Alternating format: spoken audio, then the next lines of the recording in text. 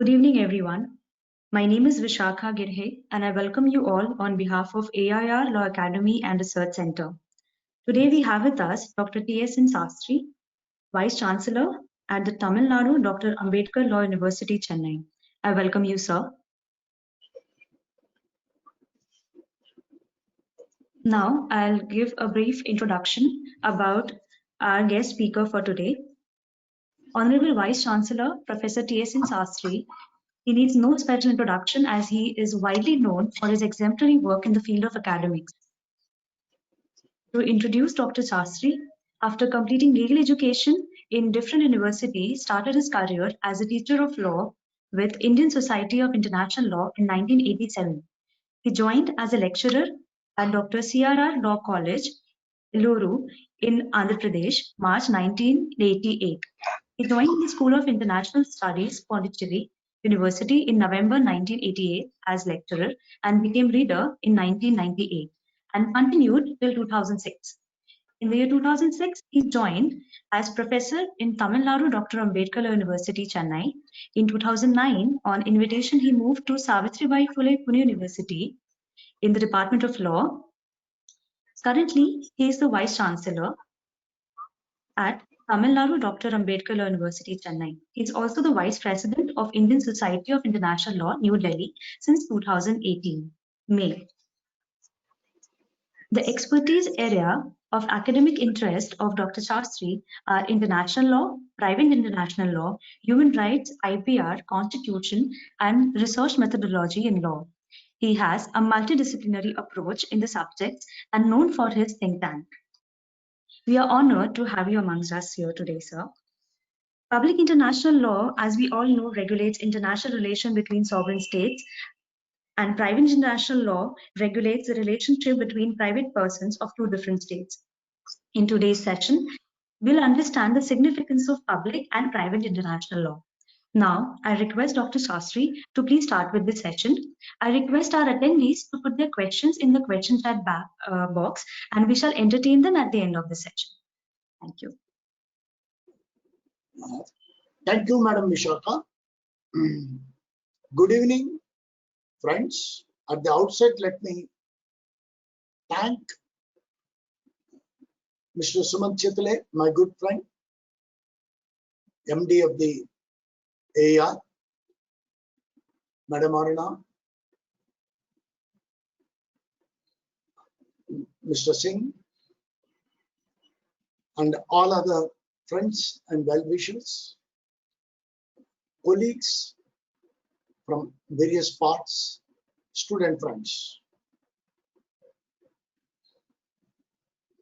I've chosen this topic with an aim, as Vishakha just now mentioned. It's always considered that private international law, public international law are two separate, distinct entities which have no connection with each other, and they have to be studied individually, independently on their own, and which leads into various perspectives as they have. But if we look into strict provisions of international law, both are not different. They are two sides of a coin. They have to go hand in hand.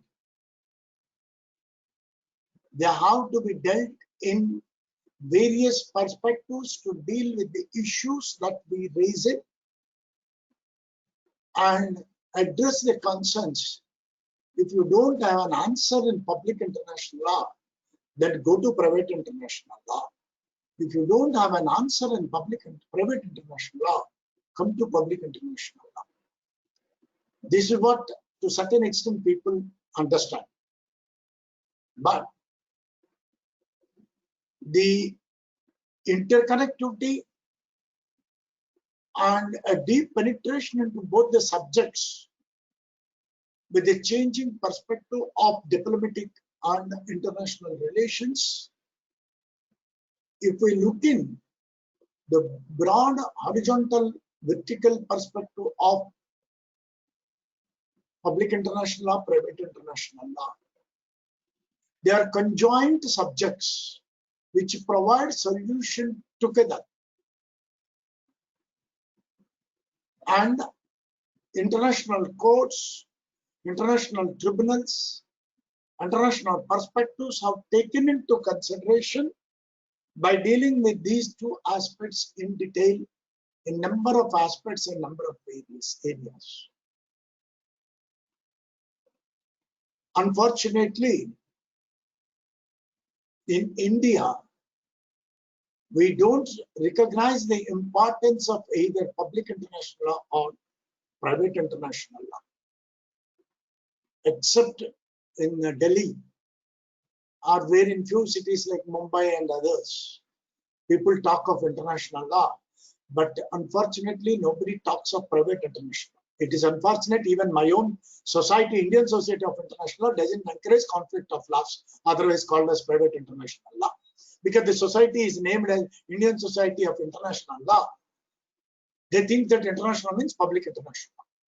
It's unfortunate. We have done some work. I'm not saying the society has not done any work. Society has not conducted any seminars or conferences.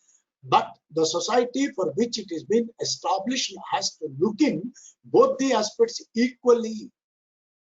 Unfortunately, conflict of laws is given a partial treatment in this world, particularly in the eastern part of the world, particularly in a developing country like India.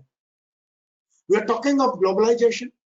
We are talking of economic reforms. We are talking of Shrestha Bharat, Vishishta Bharat, Make in India, Made in India. We are talking of judicial litigation and various other perspectives. But without public and private international, how are you going to be a global nation? Without private international, how are you going to be a developed country to address the issues or concern? It is an unfortunate situation that at one point of time, the University Grants Commission has said private international need not be taught. So almost all the universities stopped teaching private international. I don't know who are the experts who have given that advice to. Not that I'm a student of international, I'm telling today, for the problems that the country is facing, we are not applying private international law. We are not training students in public and private international law, but training in branches like IPR, environmental law, this, that, everybody talks arbitration, arbitration, arbitration, arbitration. This arbitration comes from public international, private international. Arbitrary perspectives of public and private international law should be taken into consideration. It's I don't know whether to laugh or pity or what to do with the kind of scenario. Even in JNU, where I was a student for some time, the scholars talk only on public international law. Delhi University talks private international to a certain extent, thanks to stalwarts like Professor Bakshi and others. What is this? I don't understand that a conjoined branch is divided and separated and seen as two different distant branches. Can we, if we take a medicine, if you go to an ENT doctor, for example, he cannot segregate the ear, eyes, nose, throat as three different parts. They are all one. Same way, international, public, international, one end is the same. Their jurisdictionary perspective, their conflicting areas, their other perspectives may be different. So, in the light of it, I want to analyze. In fact, I have written a paper recently to the Delhi National Law School, which will be coming soon on reforms of legal education. Unfortunately, the Bar Council of India is not giving freedom to the universities or to the colleges to teach what they want, except teaching the mundane 28 subjects and 58 papers. Teach only this. You have a flexibility with respect to that 8 core papers. Rest all you have to teach. Not necessary. That many papers right now be taught. 5 years is waste. Let us abolish 5 years, 3 years. I'm advocating publicly, whether somebody likes it or not, in the interest of the students, in the interest of the country. Lawyers, judges, law teachers should join hands together. If we disgruntled legal education, country will suffer. Unfortunately, law and law's importance is not realized. The world is progressing so heavily with international law and private international law, and we are still thinking of only civil code, criminal code, which are very old. Thanks to Government of India for thinking of upgrading the criminal code of the country. Civil code also has to be updated, because before going into the lecture into different perspectives, let me tell you, we always think with respect to the jurisdiction of the courts, particularly the lower courts are considered. We consider only Article 9, Section 19 and Section 20 of CPC. We don't go beyond that. We have to go beyond that. We have to deal with beyond that. We have to go into various perspectives as the Constitution of India wanted. We don't address, because today there are a lot of interstate problems are there within the country, like interstate water disputes, which is a major area between states like Rajasthan, Punjab, Jammu Kashmir, Haryana, Andhra Pradesh, Karnataka, Maharashtra, Tamil Nadu, Kerala. We have not read the Constitution fully. Our basic problem is that we are more pretenders than practitioners. That is the biggest problem of India, and that is the biggest problem of legal education also. We think of the legal principles in such perspectives that are not, we think that we lawyers and law teachers and judges and all, we all are put together. The legal researchers are justice workers. I always call them. We are all justice workers. We have to be united. We have to not to be disgruntled. We say law to be taught to the student in a practical perspective. A law teacher never has any practical orientation. Then everybody blames law teacher is bad. Law teacher is bad. But why?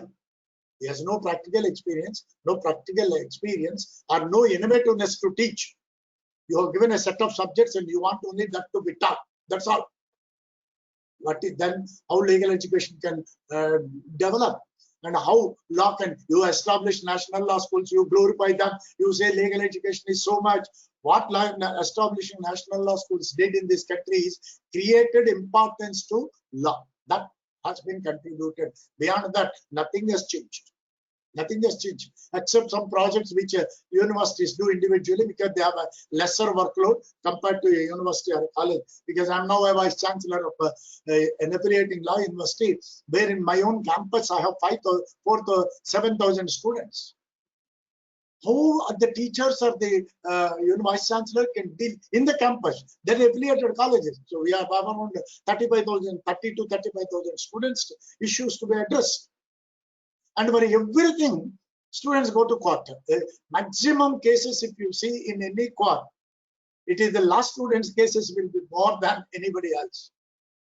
For everything, you go to court. You run to court. You don't want to listen to a vice chancellor or a principal or a teacher or anybody fighting. I'm a man and not serious about the education. We can't teach education. Make it just 4 years of legal education.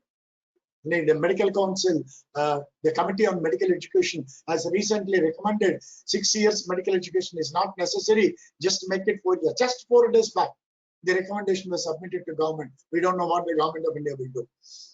In a similar way, legal education also can be made for teach basic subjects which are important, and then teach advanced subjects like this with specialization to the students, and allow, because the Government of India is contemplating to bringing foreign universities, we always compare with foreign, but we don't deal, because I don't want to name this Honorable Supreme Court itself in number of cases said it is unfortunately that private international is neglected in India. That's true. Private international is neglected. Even public international is neglected. I don't say private international, both international law as a whole is neglected. So in this background, what is the significance confront the coexistence that these subjects have? What is the dominance of the area that each share, and how they deal with these perspectives? These are the issues which I will very subtly touch, not going into the depth of each aspect, because there are very, very vast aspects. which we cannot deal in just a half an hour or a 1 hour lecture. They have to be studied and taught hours together, dealing with the various perspectives. Let me analyze, just though the audience might be well aware of the differences between public international law and private international law. Public international law is that branch of law that deals with the regulations of the nation states and deals with the various perspectives. If we look into the Oppenheim's definition, the law of nations of international law is the name of the body of customary and conventional rules which are considered legally binding by civilized states in their intercourse with each other. Is the comprehensive definition. According to this definition of Professor Oppenheim, both public international and private international have to be studied together. That's why in the next perspective, while analyzing the significance of these two, Professor Oppenheim has concluded that they are not two watertight compartments. They are one another. They mix each other. It is like Ardhanarishwara in Indian context. If we say international is one side, private international is one side, you put it, both need to share to the extent where they are supposed to be studied, they have to be studied. Then what is private international? Because we have a wrong thinking. Public international law deals with the states and states' problems and issues. Private international deals with individuals and legal entities and whatever it may be, the jurisdiction and other perspectives in a private perspective, private sphere with respect to marriage, adoption, property, contracts, contractual relations, and tax.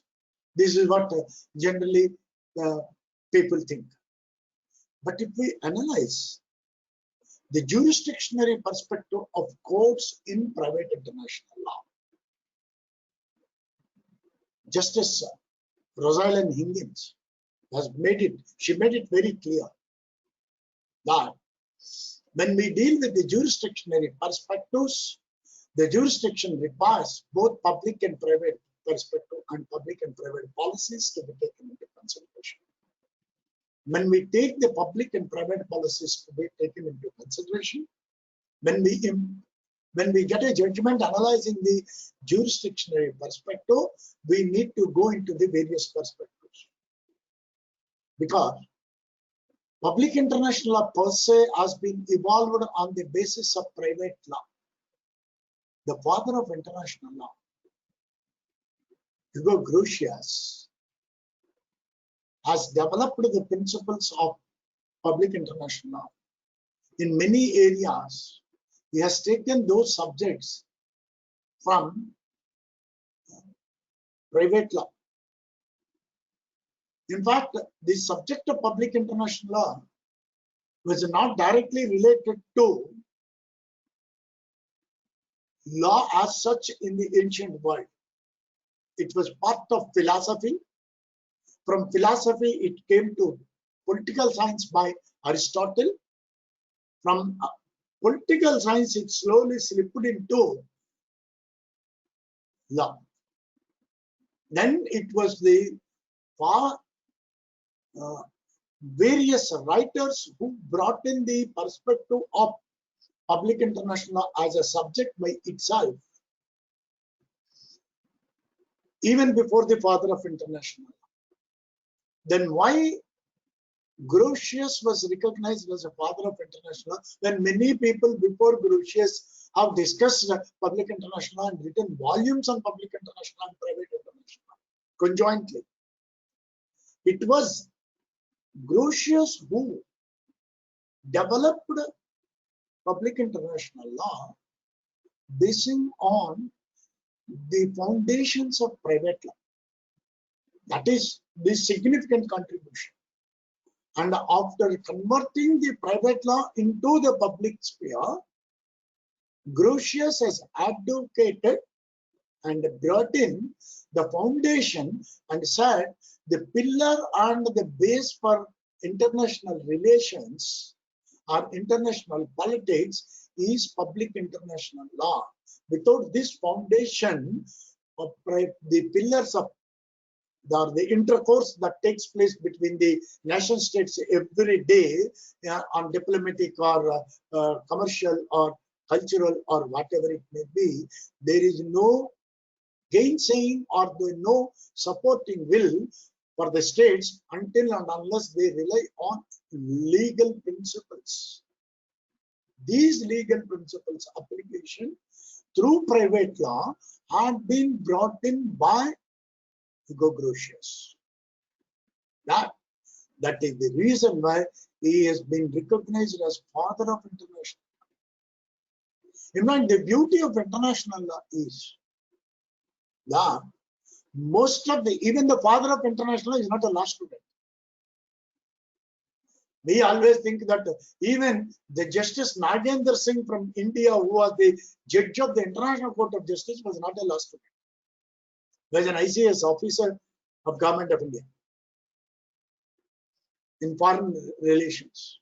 Because of his exposure, his knowledge in law, he's been brought in as a judge of International Court of Justice. Even Chief Justice Marshall of Supreme Court of USA was not a law man. He was also a foreign relations officer. He was made as the Chief Justice of USA, Chief Justice Marshall.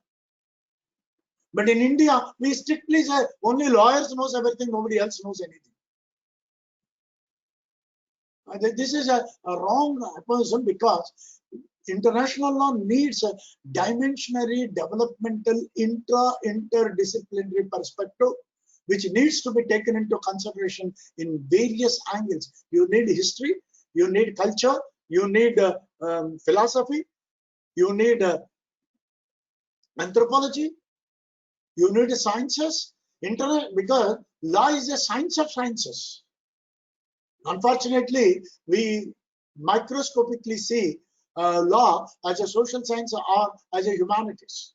Government of Maharashtra calls it as humanities. Some other countries, states call it as a social sciences. That's all. We don't look beyond this. But international law or law per se is not, belongs to any categorization, because it is a normative science by itself. It is a science of sciences. It's a separate science which we need to recognize and develop that in different perspectives, either at private level or at the international level. If this being the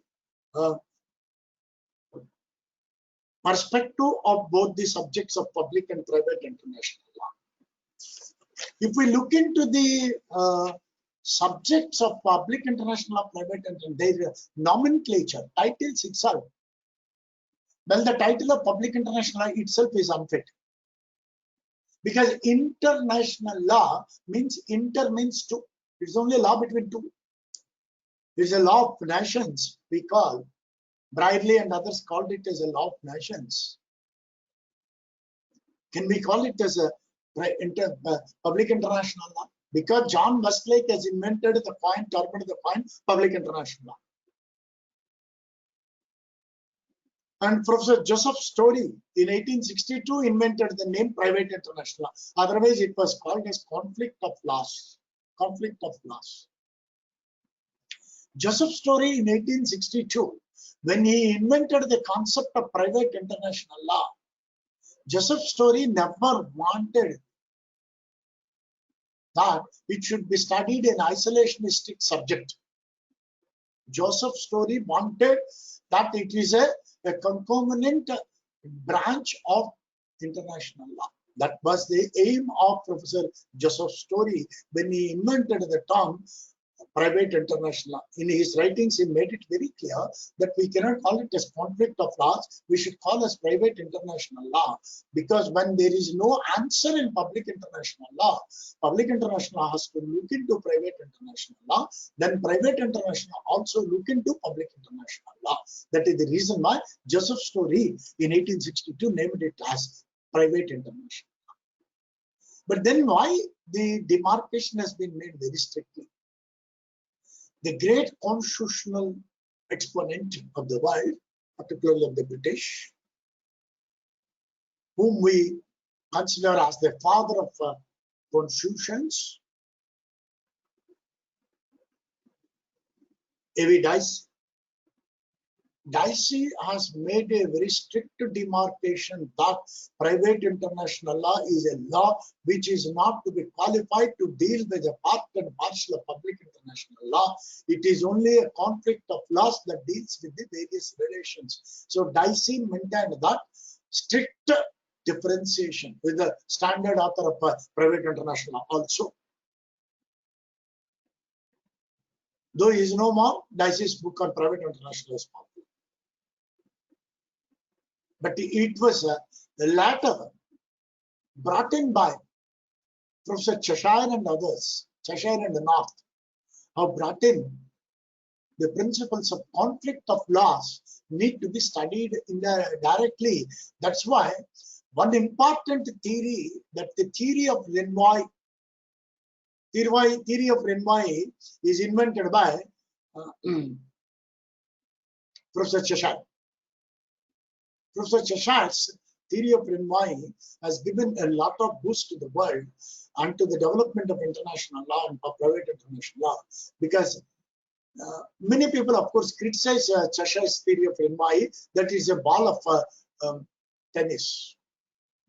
Ball of tennis, that you play this side, that side, wherever it falls, then you get the point.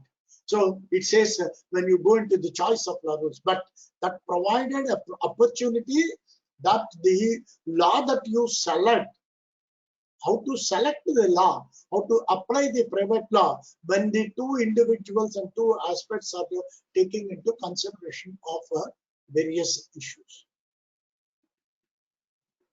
Then public international law perspective is taken into consideration. In the beginning, individual was having a lesser jurisdiction in public international law. It is everything attributed to the states only. Only after the recognition of individual as a part and parcel of international law, particularly with the adoption of the Charter of the United Nations in 1945, wherein the Charter recognized the role of the individual as a part of international law, and then the responsibility has been casted upon the nation states to deal with the various perspectives. And the present fifth phase of globalization, or the fourth phase of globalization. Because globalization, many people think that globalization is a new concept. I heard several times people think, sir, globalization is a new concept, an evolving concept. Globalization is in its fifth phase now. Globalization, if we look into the scholars, of course, people differently define globalization. Some call it right from Magna Carta, globalization started. That is too exaggeration. But globalization started with Industrial Revolution and with Karl Marx, definitely. First phase, second phase, as John Austin, positivism and other things are the second phase. Then the revival of naturalism is the third phase. Then 1920, with the 1919, with the help of the League of Nations, to 1990 or 2000, up to 2000, it is a fourth phase. After 2000, it is the fifth phase, which is now economic globalization. This phase is economic globalization, because the developments that took place between 1910 to 1919 to 2000, particularly the developments that have taken place more so after the Second World War. The Peace Treaty of Versailles has provided the base for combination of public international law and private international. Even before that, the Jay Treaty between Japan and America in the 18th century has led the perspectives for the foundational aspects of public and private international, but particularly for public international law and the various perspectives. But then that perspectives have come in, particularly after the adoption of the Charter of the United Nations. Many people doesn't see the Charter of the United Nations. We see only as a charter that deals with international law, international organizations, Security Council, and other things. Security Council, veto power, all these things. Of course, I'm not going to dwell on the various aspects of Charter. Has been given power to the 5 big nations only to help and coordinate, not to exercise bossism. Veto power has been given, but that's a different story. That's again a different kind of perception. If we read the authoritative interpretation on the Charter of the United Nations by Goodrich and Hambro, an excellent work, which gives what is the real meaning of the Charter of the United Nations. Each article wise, each word, each para has been detailedly discussed and interpreted by Goodrich and Hambro in 1956. But unfortunately, as we are not having committed so much to our constitution, the nation states are also not committed so much to the Charter of the United Nations. That's a different story, of course, altogether. But if we see the preamble of the Charter, which is the epitome of the Charter, which says, we the nation states do hereby solemnly resolve to save the succeeding generations from the scourge of war, which we have witnessed twice in our lifetime, and to save the succeeding generations, and to develop peace, security on the globe, and to promote and protect the human rights of all without any kind of discrimination of race, religion, and etc. So forth, so on. Gender. We have to protect. This is what the Charter has been glorified. And these principles have been highlighted by the Uniting for Peace resolution. And also, if we look into the trusteeship system, Article 86 of the Charter makes it very clear that when an alien comes into your territory under international law, today we call various perspectives of refugees, this, that, everything have been developed. When a refugee or an alien, somebody in international aliens or different nationality perspectives, when a refugee comes to your state, well, then you deal with the perspectives of public international law to private international law, that is the municipal law of the state. But the municipal law of the state should not conflict with public international law. That is the prism. But we, without understanding that, we try to deviate and discuss these two various aspects. So what is happening then in this prism is that when we look at various aspects of issues are considered, then how do we deal with the emergence and the interrelationship between public international law, private international law? Well, I will take very briefly with a whirlwind examination of each aspect. What is the historical context that they have been developed? One, and the uniting factors between the two. Second, we will take the treaties. Third, interaction between the subjects. Fourth, the employability of both the subjects by international courts and tribunals, and the vice versa, the sources of international law, how they contributed. And the next is the impact of economic law on the changing scenario on the nation states in their relations. And then lastly, how the closely coherent interconnectivity that has been developed between these two subjects due to human rights, individual as a subject and object of both the subjects, international and private international. Individual is a subject and object here means individual is a subject of conflict of laws and an object of private and public international. Because the aim of any law, as Professor Oppenheim has distinctly, clearly marked and said, that to alleviate the intensity of the conflicts that exist between man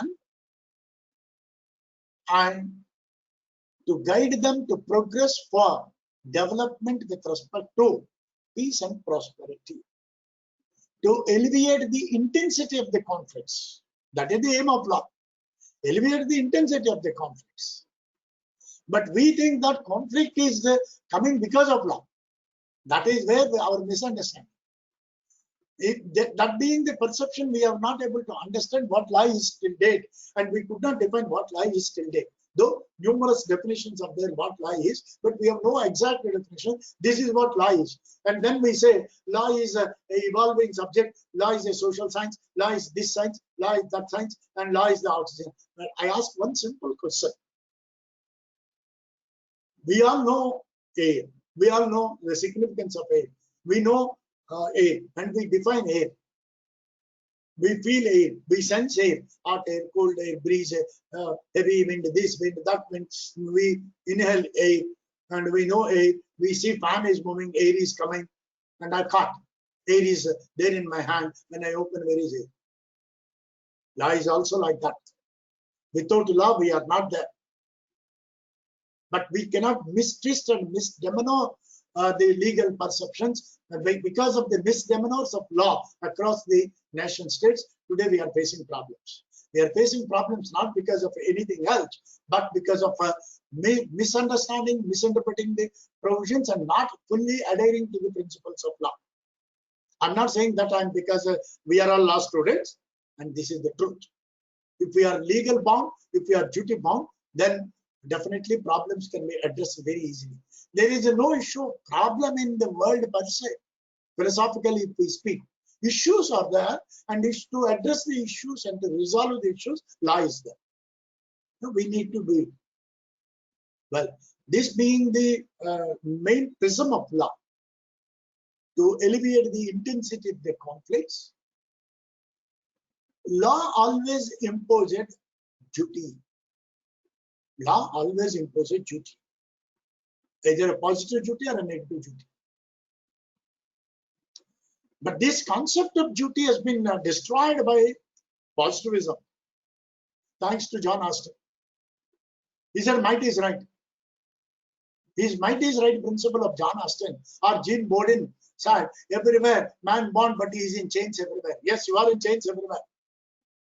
We are in chains. We don't realize. That's a philosophical statement. What the ancient Greek philosophers, or the Macedonian philosophers, or the Roman philosophers, or the Eastern philosophers, like Buddhism, Hinduism, or multiculturalism of the world, all religions have given this kind of perspective to highlight the close relation between man, society, and the law, and in which, as I told you in the beginning, international law was considered a part of philosophy. Socrates and others have considered it a philosophical proponent where you follow the duty, and the duty perspective of it has need to be taken into consideration. You see the Indian philosophy or you see the Western philosophy, that is what has been developed. In fact, Western philosophy of late, after the renaissance of the Roman Empire, the Ottoman Empire, Roman Empire Renaissance, on which the modern development of British Empire developed. It has given more thrust to the emphasis to the rights philosophy than to the duties philosophy. The Oriental society has given to the duty, but the Western society has given more to the rights perspective. The conflict between right and duty is always existed in the Western philosophy and not on the Eastern philosophy. You see Buddhism, Jainism, or Hindu, whatever it may be, the Yuan Xiang, or any work you see, Gautam Buddha or Mahavir or Jain, or the ancient literature of India. There is no depth of ancient literature of India. From Kashmir to Kanyakumari, across the country, we have huge literature, cultural value, right from ancient to modern periods. But we have misinterpreted our ancient culture, ancient literature somewhere, sometime. So that is going very clearly, and thanks to the Britishers who divided and who told us painstakingly, Indian culture is bad, Indian literature is bad, India is bad, and destroyed our original texts. But they kept our texts in their libraries, and they are reading and they are enriching. And we are saying that our culture is bad because we don't know. Really, we don't know. We have to go and read, then we have to condemn. Suppose if you see Bhartiya, Tirukural, Chanukya's Ardhashastra. These are Nalanda history contributed by University of Nalanda, Harappa, Mohenjo-daro. We have developed a culture where the society and the individual is become part and parcel of community, and without individual there is no kind of a society, either microscopic society, macroscopic society doesn't exist. If we look at the anthropology, origin of species, if we look at the origin of species, what the origin of species aside? The evolution of mankind, how mankind has evolved and progressed further, and how man changes the shuttling perspectives that have been given to us. So that of the perspective, particularly with respect to property relations. In India, we had one judge, Honorable former Chief Justice of India, Justice Koka Subbarao, excellently written on property relations.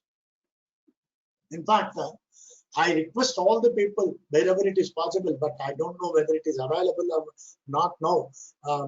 Unfortunately, we don't get university publications in the domain of public market. Bangalore University has published one anthology of lecture series of Justice Koka Subbarao, Man and Society. Excellent book, excellent, just 100 pages. Man and Society. Unfortunate enough, I could purchase in those days in Bangalore University Press, and I'm able to read it 100 times. You read each time, you get a new perception. In a similar way, we had another important judge, Justice Vivian Bose from Bengal, the Supreme Court. These judges have contributed. In fact, Justice Vivian Bose authoritatively said, when the whole world is progressing, looking into the perspectives of public international, private international law, why India should be sitting back. In one particular case, in Dalmia Dadri Cement Company versus Union of India's case in 1967, Justice Vivian Bose observed this particular paradigm of the principle that when, sorry, not Dalmia Dadri, Virendra Singh versus State. Virendra Singh versus State, 1956, 1962. Justice Vivian Bose has made this comment very clearly in his judgment. And Justice Koka Subbarao has given further highlighting, crafting perspectives to various aspects of it through property relations, because Koka Subbarao confined public international, private international from the property law perspective, because property is the very important aspect that has brought in all kinds of wars in the world, even at home. If a father has 4 sons, if he has a lot of money, the sons and father disgruntled because of property, but nothing else. That is truth. We are after money, but not of values. Maybe reasons may be different. One son might be close to father, he might have given more property to elder one, the other one is lesser given. Then we fight. Then we go to court. If you see today, even in India, the huge litigation that we have, if we exactly link in either transfer of property matters or the contractual property matters, will occupy around 35 to 40% of the litigation in the country. And state is a party in most of the cases, and that also in property, mostly in property, either in public property or private property. Is the property is the biggest hurdle across the world. Why I'm talking property? Because today everybody is interested in intellectual property, and intellectual property is nothing but a property. The whole world is going about by property, whether it is a physical property or mental property.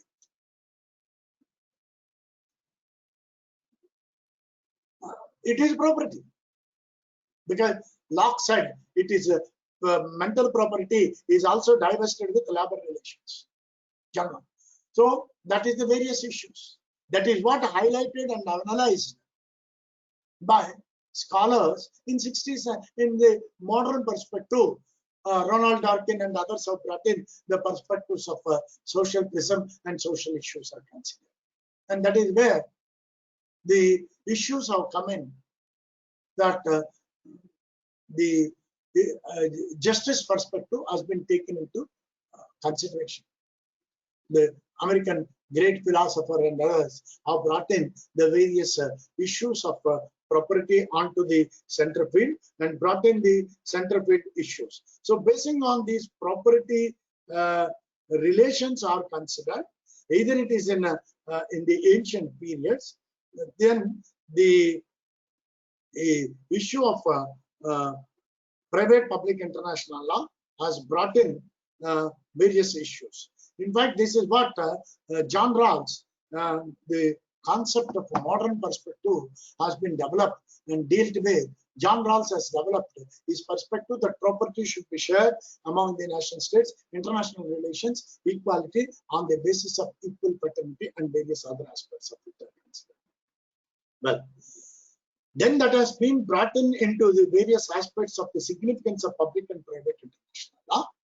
And if we see the modern perspective, Article 38 of the Statute of the International Court of Justice, which deals with the sources of international law. Well, the sources of international law are customary or treaties, or opinio juro saiba necessaria, or the contribution of the municipal courts or the jurists or economists, all contribute for the development of mutuality. Then if we look into the treaties, how treaties dealt in and how treaties have been interpreted by the courts into various aspects. Well, while dealing with the Serbian and Brazilian loans cases, the Permanent Court of International Justice, while dealing the aspects of private international law in relation to public international law, the court, through Justice Lauterbach, has made it very clear that if a principle of international law has to be brought in, it has to be based on municipal law. Justice Lauterbach has written a very beautiful book, Private Analogies of Public International Law, the rarest of the rare books. Excellent book, Private Analogies of Public International Law. In this work, he has analyzed how private international law develops as a base to public international law and deals with the various perspectives. So where the court has gone into two important issues in the Serbian loans Brazil's case in 1928, later followed by North Sea continental shelf cases and various other cases that the court has analyzed. In this, the court has confined with the two important aspects. Choice of law matters is a part of municipal law or not. If it is part of municipal law, whether municipal law will be part of public international law. Then to what extent the uniformity of private international law can be taken as a part of the public international law through law of treaties. McNair has developed these principles in his enterprising work on law of treaties. So if we see, Judge Lauterbach was dealing with the case in Norwegian and other perspectives. He said that I just read the lines, just 3-4 lines of Justice Lauterbach's observation. It does not mean that national law or conflict of laws is a matter which is only outside the orbit of international. National legislation, including currency, may be contrary in its intention or effects with the international obligations of the state, but the Committee of Nations legislation with international law is a matter of international law. But then he again elucidated that Article 38, if we deal further and deal with the various principles, then it needs to be taken into various principles that have been developed. In fact, in the application with respect to the certain Norwegian loans case between France and Norway in various aspects between Netherlands and Sweden in 1958. With respect to law governing guardianship, citizenship, the international guardianship, citizenship is a municipal law matter. But then why it went to international court? Please think aloud. Guardianship, citizenship, all these issues are a municipal law, private international aspect. Then why these issues have gone? Because individual cannot go to International Court of Justice. No, it is the state has to take. So the individual's interest has to be protected. That means state is duty bound to protect the rights of the individuals. So while dealing with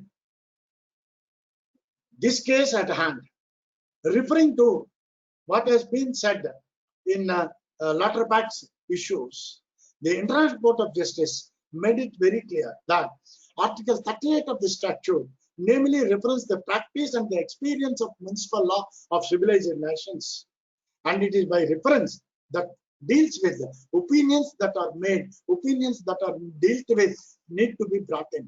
Then Latterback concludes that the so-called particularists have divided, otherwise there is no division between the two.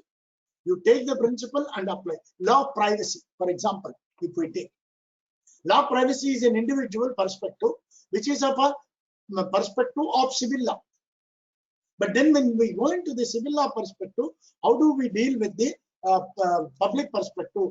How human rights have they recognized under the UDHR or in the covenants or in the constitutions, how privacy has been recognized. Under Article 21, our Supreme Court has recognized the right to privacy and the right to privacy perspective. The right to privacy is a very important perspective. Where from it has come? It has from international law. Then, if it is private international, it is a private subject. Well, when one country deals with the private perspective court, when the judgment has to be implemented in another country, in jurisdiction, if the judgment is contrary to the public policy of the state, the judgment cannot be implemented in private international law. That means you have a judgment at hand, but it can't be implemented. What is the use of your judgment? In matrimonial relations, we need to take into consideration. There are a number of treaties are there, number of perspectives are there. When we deal with these aspects of it are considered, how the various perspectives will be taken into consideration. And the important issue of the subject that dealt with under the law of treaties, where avoidance of the choice of law, because if we look at the Treaty of Versailles, which established the League of Nations and others, or the Hague Codification of private international law, the Hague Academy that was established in 1809. Hague is considered as a Makkah of both public and private international. Hague Academy every year offers in summer 2 courses, public, private, international law, to all the students who apply, and with a tough competition, if you get chance, you learn public and private international, both are offered by Hague. Hague is the only society which studies both the aspects, because the conventions that have been developed in private international law through Hague Codification conferences, which are now around 54 conventions have been made by Hague Codification conferences, and a number of bilateral, multilateral agreements, regional aspects. It's a bulky subject, private international, public international law. We do heavyweight subjects that we cannot carry each other. Then we deal with the various perspectives. The important perspective that Treaty of Versailles has provided, the 1919 Treaty, Peace Treaty of Versailles, that avoidance the choice of law problem entirely by synthesizing the rules of substantive law of the countries concerned. 4 important points. Synthesis of the choice of law rules, application of particular municipal choice of law rules selected on the basis of some principles, such as the law of the debtor's domicile, formulation of choice of law rules on the basis of principles generally recognized by civilized nations. This is what Treaty of Versailles has been developed. But we don't read the Treaty of Versailles in depth. We don't read international at all fully. We only read Stark and we say, we know international. I'm reading international law for more than 35 years. If you ask me as a student of international law, I will simply, definitely, honestly admit that I don't know what is international law. Definitely, I don't know what is international law, either public or private. Both the subjects I'm reading more than 35 years, but I don't know what is international. Such a vast subjects there are. We cannot claim I'm an expert. Even Ian Brownlee, Lauterbach may not claim expertise because what they have written as today, they become outdated as tomorrow. What you have studied yesterday, what you have seen today, what you will see tomorrow is entirely changing because of the fluctuating international relations between the nation states. Fastest development. These two subjects to be studied with another important subject, which we don't talk of at all in India, is comparative law, international comparative law. Comparative law is a very important subject. We don't teach at all comparative law. We don't talk of comparative law at all in India. There is no society on comparative law, international law, and other things. There are no journals. There are no standard prescriptions except Indian Journal of International Law. There is no standard journal in international in India. Everybody claims. Now everybody says, sir, IPR journal is this. All these journals are part and parcel of international law. They should be brought. You may be a small branch that you are concentrating. Standard like American Journal of Thanks, Indian Society of International always maintains the standard is the only standard journal on. But if we don't study in depth like the perspectives that are studied, very few scholars come to Indian Society of International. Very few people, those who are in JNU, Delhi only will go. Nobody else will bother. And unfortunately, politics are such that, though I'm a vice president, I'm telling openly that the Indian Society of International doesn't want to expand its branches throughout the country. When I tried, people defeated on narrow-minded perceptions. It's unfortunate. Indian Society of International is not the property of Delhi, which is the property of India. It is the intellectual property of India. That is one reason we are not able to realize and deal with the various perspectives of international law.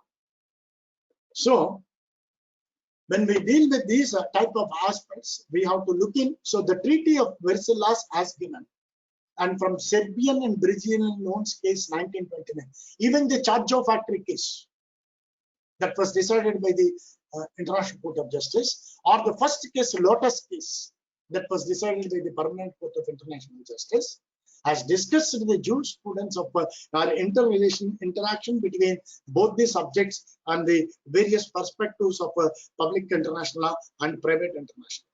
In fact, Robert Jennings has made a very important observation in his words. He said that treaty law affects the everyday life of the people, and more advanced in the country, more likely are people to find themselves subjects in international in myriad ways. What is this myriad ways? What Robert Jennings is a very highly intellectual scholar, intellectual penetration that he has done with international law. Brierley, another scholar. Brierley's book is very small in international law. Just 250, 260 pages book. That's all. But if we understand Brierley, we can understand anything in it. Westlake or anything. Why I'm saying these are the aspects that leads to deal with various issues of public international law and private international law. Then coming to the interaction between the subjects. 10 to 15 minutes, I'll complete. Please have patience.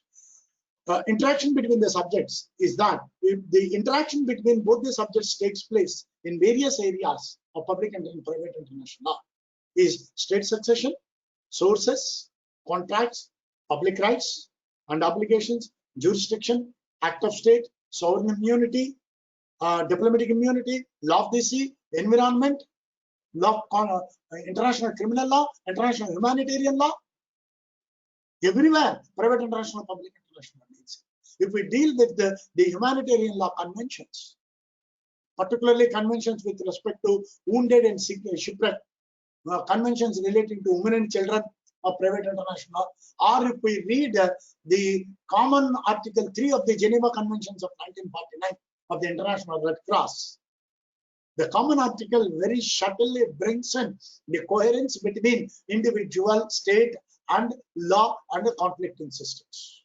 We don't analyze in a different perspective in debt crisis, particularly in state succession. When a state evolves or bonds, the contractual obligations between the individuals and other things are sustainable in international law only when the state recognizes. It's called as act of state. This is a British concept. This concept is not recognized by American courts, but Indian courts have recognized. Unfortunately, we lost a good amount of Jewish students by heavily relying on the British Jewish students of act of state. Number of cases, because people think that there are very less cases came before the Supreme Court of India, but in state succession alone, there are a huge amount of cases that came before the Supreme Court of India between 50 to the 60s, between 60s and 50s and 60s. In all the cases, the Supreme Court of India relied upon mostly on various aspects, except, as I told you, Justice Vivian Bose, who said, why should we bother about various aspects? We go by the real perception of what is happening in America or what is happening in the practice of real practice in international. This is what Justice Vivian Bose himself has quoted in Virendra Singh versus State very clearly. It's an authoritative case. It's not anybody's creation. But in other cases, even Justice H.R. Khanna, the most eminent judge whom we regard very highly for the advocacy of human rights, in one case, he said, why should we look at even American courts have a controlling perspective. So I try to follow act of state doctrine, not the advanced doctrine of restrictive principles that are developed in state succession. That contractual obligations cannot be wiped by just a mere act of state. Because in private international law, public international law, or private international law, if we look in, contractual obligations are considered, public international law definitely considers contractual obligations as acquired rights. And the theory of acquired rights was well discussed by Professor D.P. O'Connell in his state succession work, or in works of contractual obligations, state sovereignty. In his works in British Yearbook of International Law, he discussed extensively on acquired rights concept and developed the concept of acquired rights extensively, and on which even Lauterbach has dealt in, and a number of authors have dealt in. So today, when we deal environmental perspectives, environmental issues, or whatever it may be, these are the aspects concerned. So subject interaction is a very important in which public and private international law comes in. And there, courts have dealt in, even in North Sea continental shelf cases, or in the recent Gulf cases, or various other cases, or right of passage over Indian territory between Portugal and India. Also, the court has recognized the principles of private law and then applied to public international. Because first we lost the case, but when we didn't get the judgment. In the second case, when we got in, we developed. Even Namibia, which got its independence, South Africa, from South Africa, Southwest Africa, which we call now Southwest Africa. It got its recognition in the beginning. The Permanent Court of the International Court of Justice, the Security Council, United Nations, could not get a favorable advisory opinion from the International Court of Justice, because that has developed purely on principles of treaties without looking into private perspective. But later, the Security Council approached and said, it is the human rights prism of the individual from the municipal law sphere should be linked in and seen, which is the object of public international law, and that is to be defeated. Then the Security Council could get a favorable opinion from the International Court of Justice in Southwest Africa cases.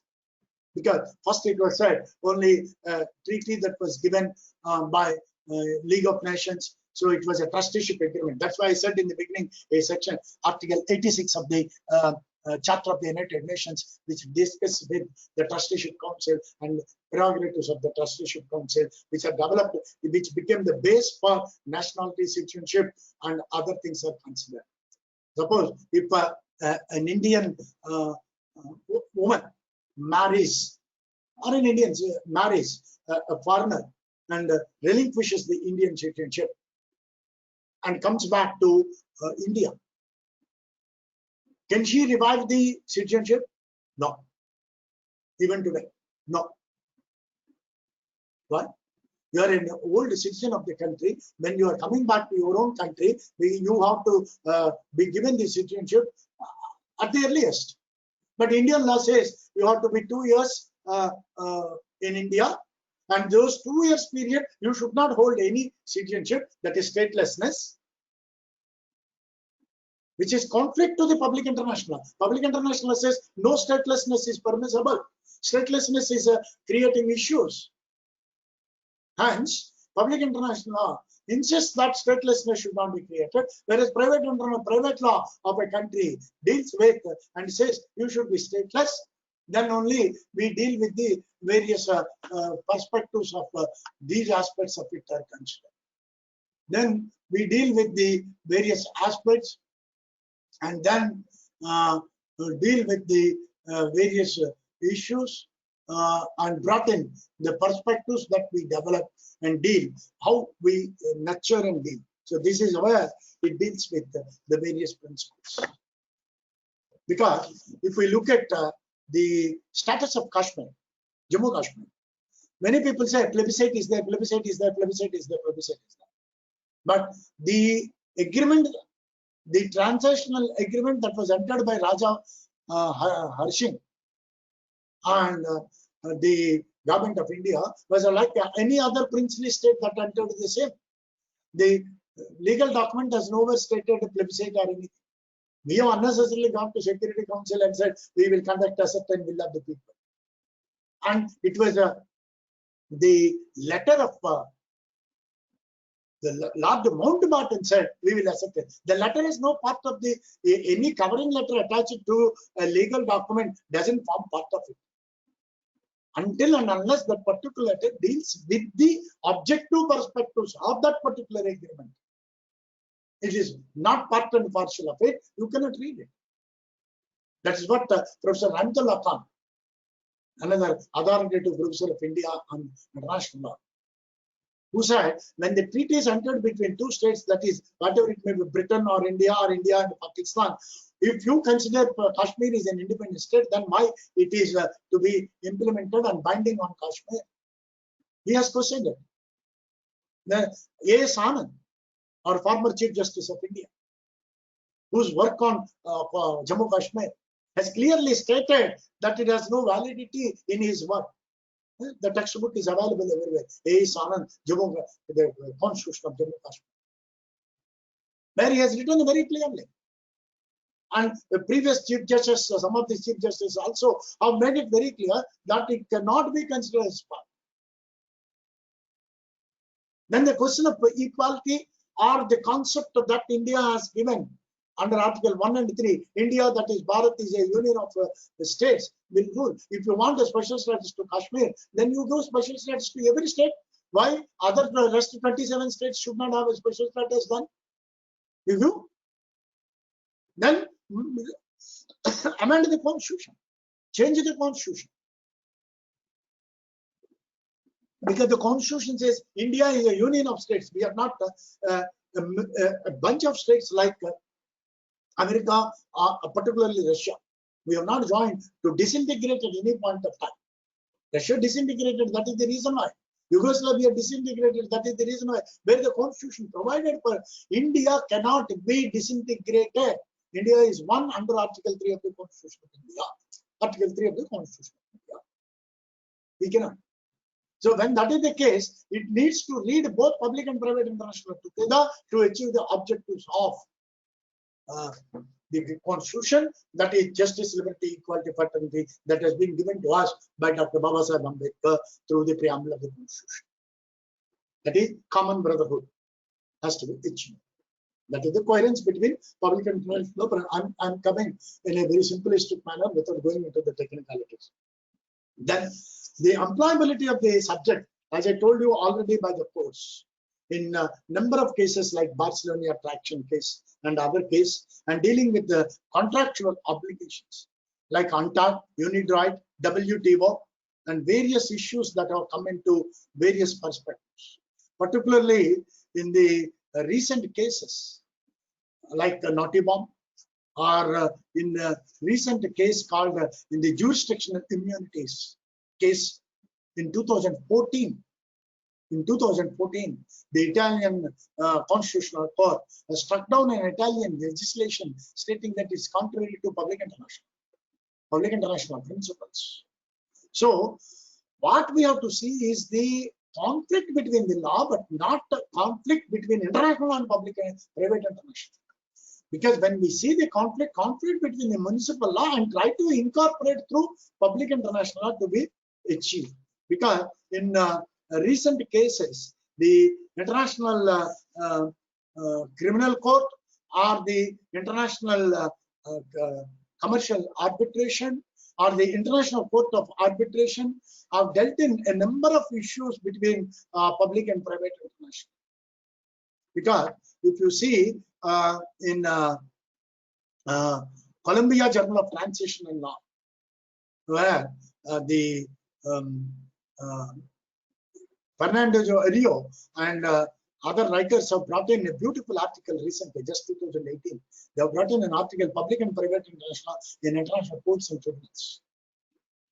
Inseparable interaction. That is the title paper of the article. You can see paper of the article is about 100 pages. Because in international law, articles are not written just for a fashion. They are written for lifeblood, spending years together, dealing with the various perspectives. So in that way, what happens is when international commercial arbitration and other things that come in, various aspects of it are considered.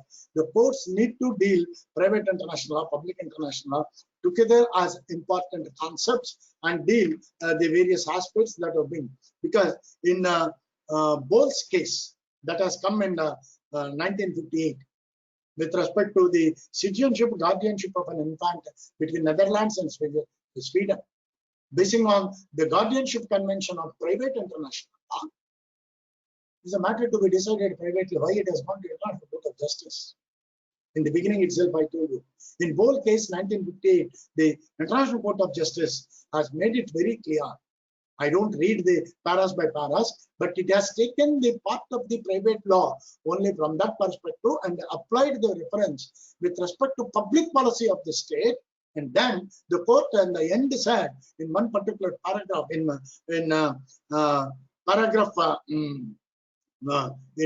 paragraph 92 and 94, the court said that public policy being a conception, it must be determined the same way as that of the general principles of law under Article 38 of the statute, namely by reference to the practice and experience of municipal law of civilized nations in that period. This is the observation by International Court of Justice in 1958. There are a number of authoritative, because today individual is not a subject of international law, is gone. Individual is a subject of international law. Is an object in a limited, perspective with respect to jurisdiction and other perspectives of it. And then with respect to economic impact of the various perspectives of it are considered. The economic impact takes up with respect to bilateral investment treaties, multilateral investment treaties. We don't have a convention on multilateral investment treaty. Everybody talks of arbitration, arbitration, arbitration. But you can't teach arbitration or competition law or intellectual property rights without dealing with private international or public international. The students study, I'm an expert, I'm subject expert in business laws or commercial law. In LLM, we say commercial law, business law, I'm an expert. What is the interaction between private international, public international law in commercial law? Then no, sir. I studied only contract act, sir. Your contract act has an interrelationship between public law, private law. You read contract act law provisions.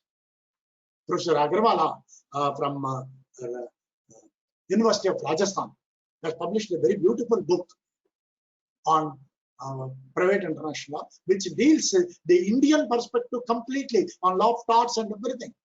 In fact, in Armada Horse Shipping Company's case, the Brazil, which is considered as the sugar bowl, for the negligence of the employees of the government, the American Supreme Court imposed damages on the Brazilian government.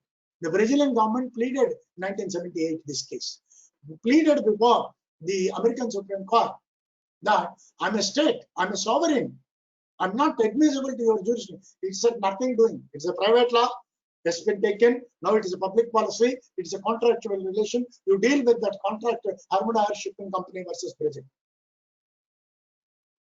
It is only a contractual relation. Tortious obligation precludes law and deals with, even in international criminal law.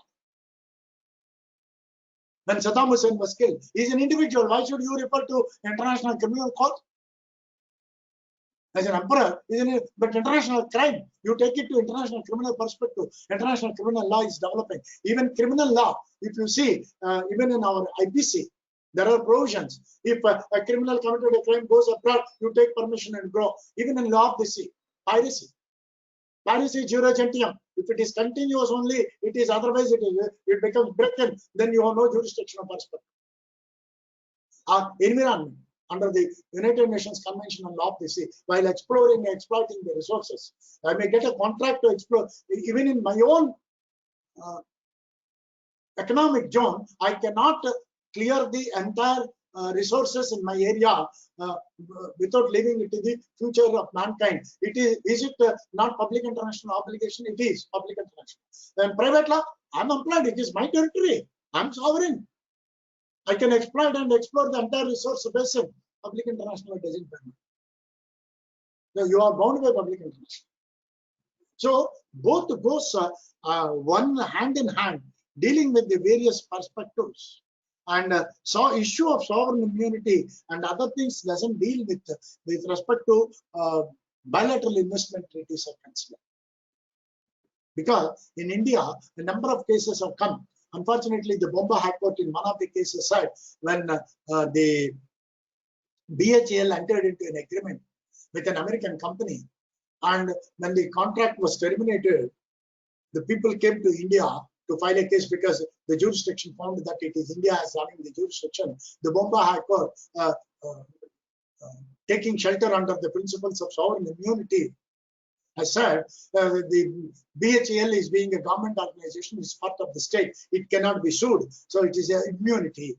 Then American investors said that it is sovereign immunity is restricted, but India has not subscribed to restrict to sovereign immunity. India is subscribed to absolute sovereign immunity. In fact, many countries in the states in the world across, even Sri Lanka, Bangladesh, even our own enemy country Pakistan, subscribe to restrict to sovereign immunity. But India, Russia, Japan, China, some of these countries, we still follow the absolute immunity. When you have absolute immunity, perspective, your civil law, particularly the civil procedure code and other things, if you don't amend, then no investor will come. Talking of made in India, make in India, Swasthya Bharat, thanks to P.V. Narasimha Rao's opening of the economy in 1990. But nothing will happen until and unless we look into our private law very seriously and deal our private law seriously. One particular thing, GST has been brought in. Thanks.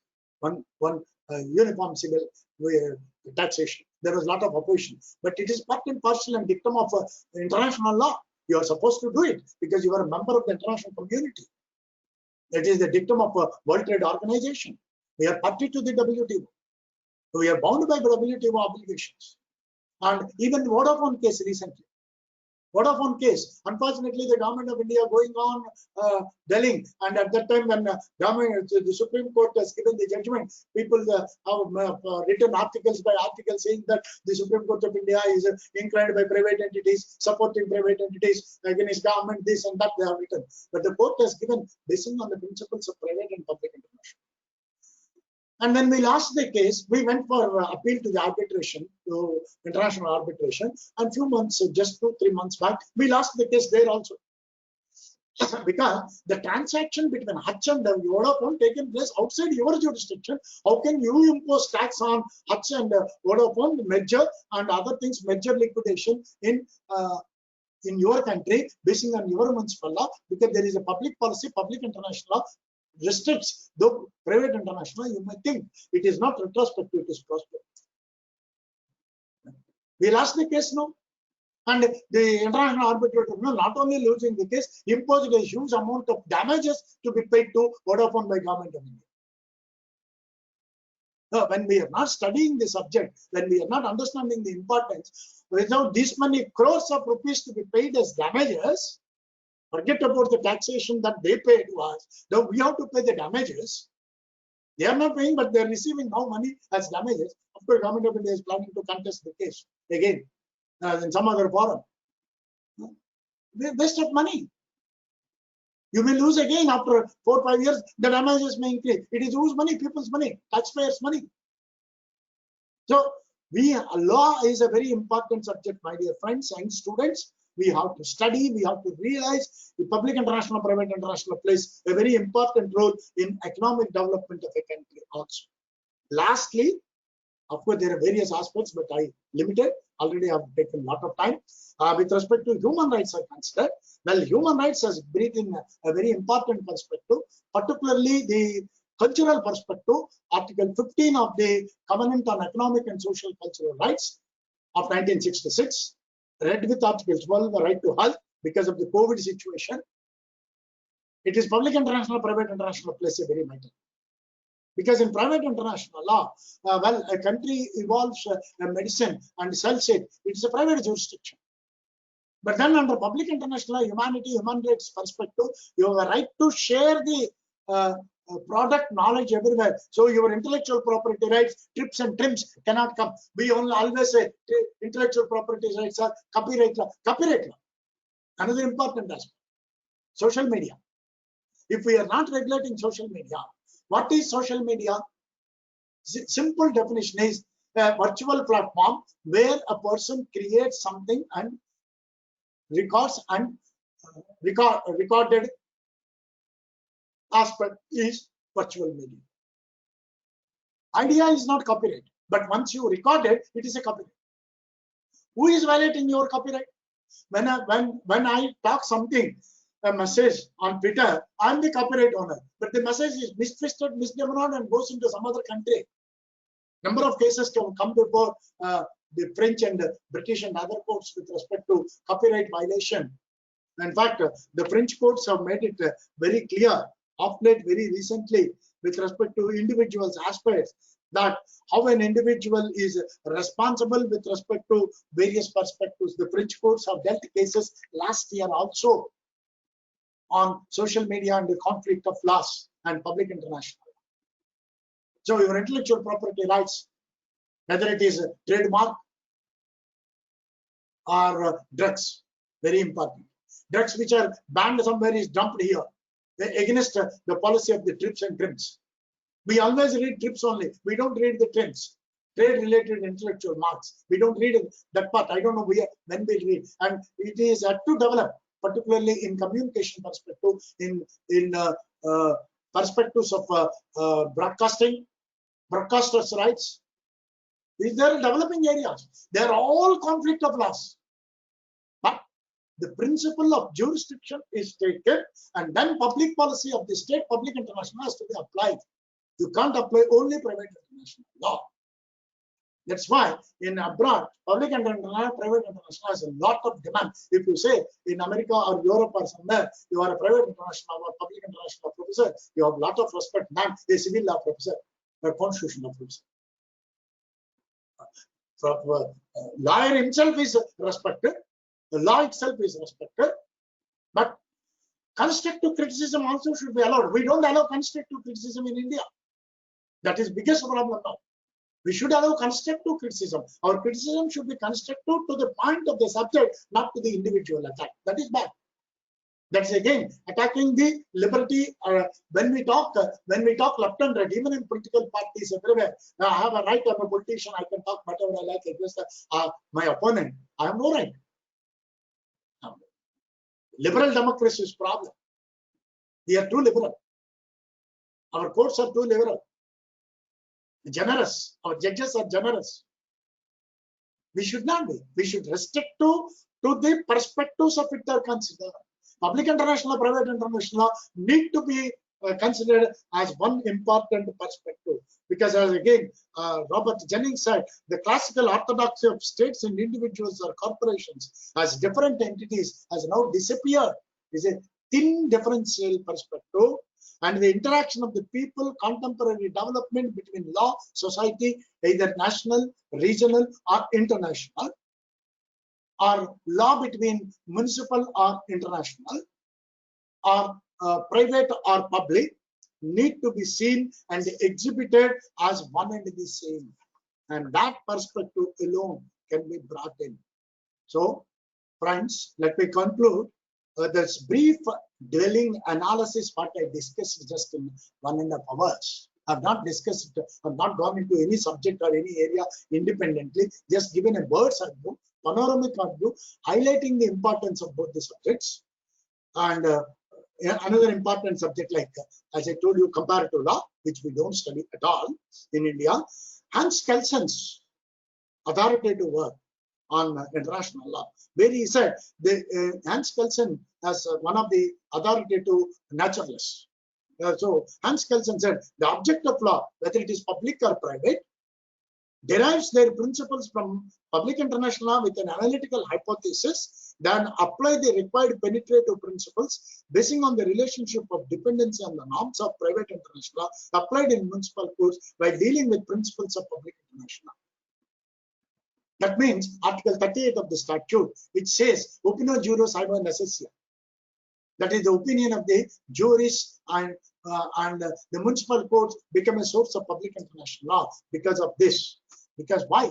Because the municipal judges, the judges in the municipal courts are known for their expertise of analysis of the jurisdictionary perspective, and they analyze and bring in their wisdom through their analytical perspective of various issues, and the synthesis that develops out of that will be taken into various perspectives, like consumer protection. Consumer protection is purely an aspect of public international law. Today we are talking consumer protection. Consumer protection in international law started in 1950s by Economic and Social Council. Only in 2011 we brought, because the Consumer Protection Act in 1996 itself, the United Nations declared the consumer protection principles and said if the nation states are not implementing consumer protection law, we will deal. And after that also we are not still going, because in India of late recently we have amended. Otherwise, you purchase one thing in Madras, in same state of Tamil Nadu, if I go to Coimbatore, I can't file the case in Coimbatore Consumer Court. I can only file. But in Europe, which is developed under the Paris Treaty, under the Rome Convention. Under the Rome Convention, you can file anywhere. I purchased in Belgium, I can file a case in England if it is in the European community. If it is in the European community, now England has come out. So if I purchase in Belgium, I can file, if I'm a Swedish, I can file the case in Sweden, and it is the seller has to come, not the buyer. It is a protection. Mercantilism has to be stopped.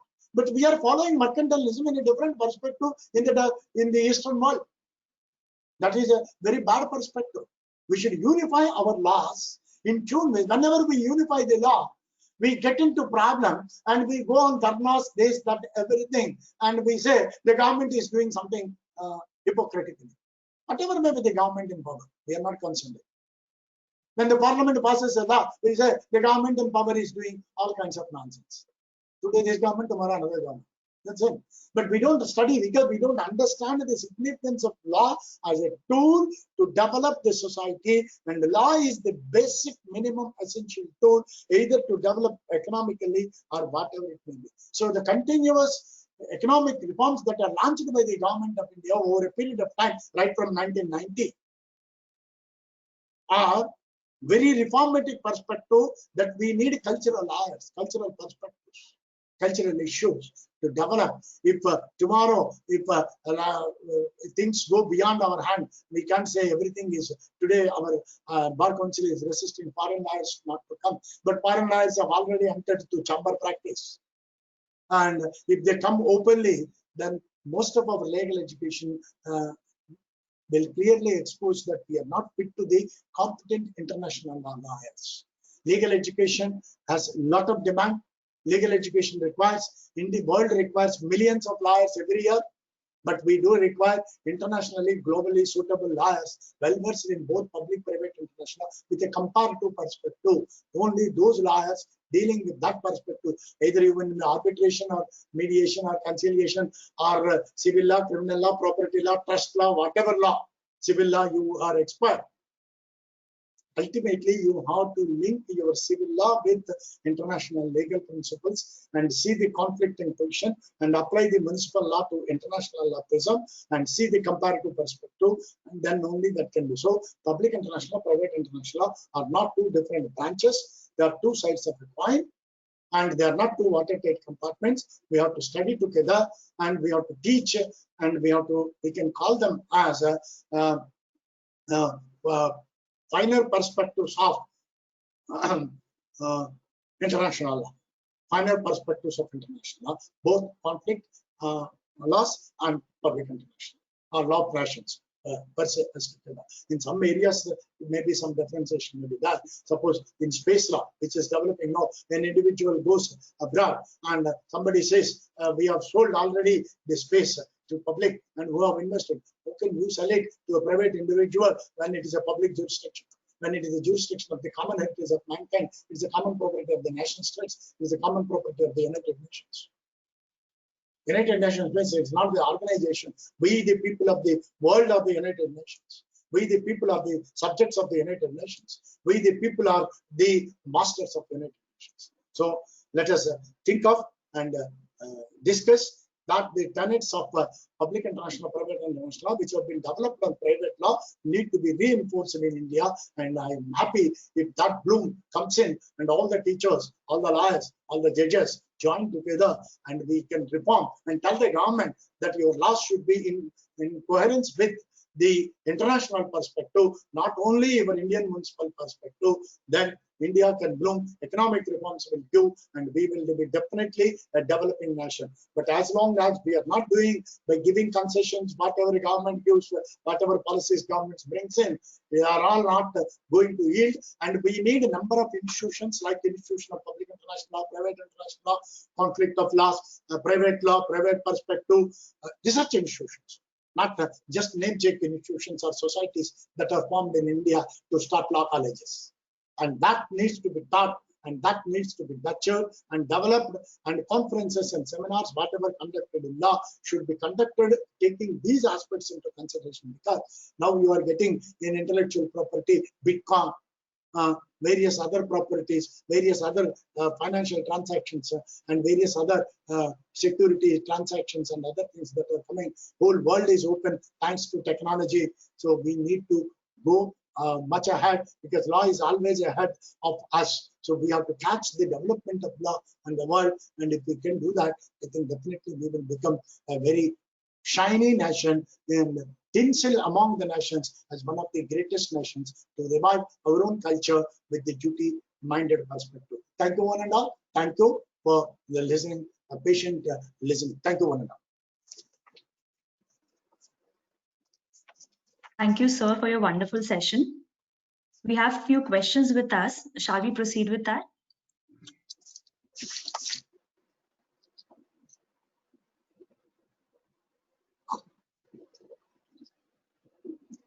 But see, madam, the question should be related to the subject topic, not other political or other debates or other thing, which I'm not going to answer. Yes, sir. This question is from Dr. Satyanarayan Kanakala, Visakhapatnam. He writes that it was really thought-provoking lecture. Law is dynamic and international law is very much dynamic. Can Indian laws match with the global changes that are coming at regular conventions at UNO and other organizations at global level? And if yes, then can you suggest how to cope up with it? Could you repeat? What's the question? The question is, can Indian laws match with the global changes that are coming at regular conventions at UNO and other organizations at global level? And if yes, then can you suggest how to cope up with it? And that's what I think I discussed in my lecture.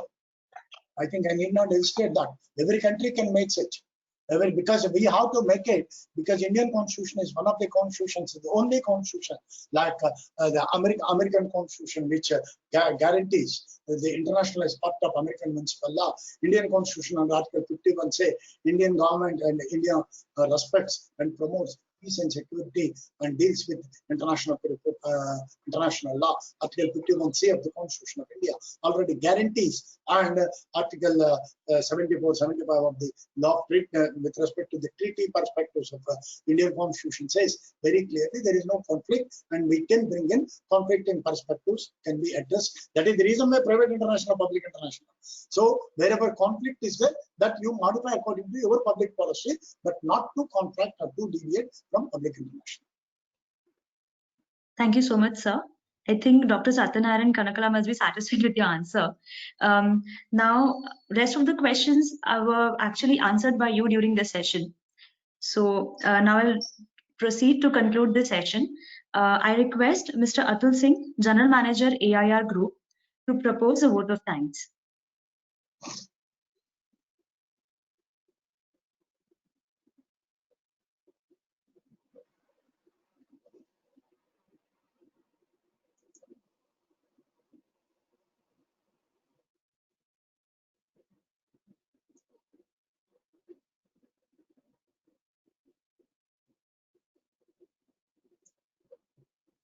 Atul is not there.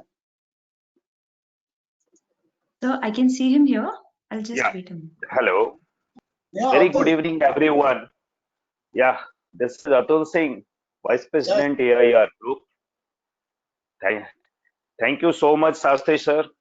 You have given your precious and valuable time to us and our participants. And thanks to participants also. Sir, you are a wonderful speaker. Even I got a message day before yesterday from some professors. They wanted to join this process. I hope they have joined and listened to you. I have also few moments and few times I joined your fantastic lecture earlier in ILI and some other places. Always you have been wonderful speaker, sir. And always everyone acknowledges you. I hope in future also you will give more your precious and valuable time to organize such a wonderful session. So again, thank you so much, sir. Thank you. So again, sir, one minute, I would like to explain to our participants this valuable time I got here. So during this pandemic time, we have developed one AR mobile app for the law of eternity. This app actually includes all our Supreme Court since 1950, all High Court since 1936, Privy Council, and this is all more than 4,000 articles over there, Criminal Law Journal, BHSCR, Allahabad Law Journal, so many journals are also there, Maxim dictionaries. So it's a very cheaper rate we are making available for the all law students, advocates, chartered accountants, for masses, I think so. It's 1,800 rupees per annum. So please go to the app Play Store and install this application and join us. So it's a wonderful opportunity for law of eternity, because during pandemic, so everybody is an income crunch.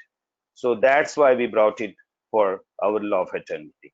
So thank you so much everyone again to joining us again for the next session. We are valuable session. We are coming up with the more fruitful, more varieties in future again. Thank you so much everyone, my colleague, my participants, and again hearty congratulations, Sastry sir, giving us for valuable time. Thank you so much, sir. Thank you. Thank you. I exit now. Yes. Yes, sir. Thank you.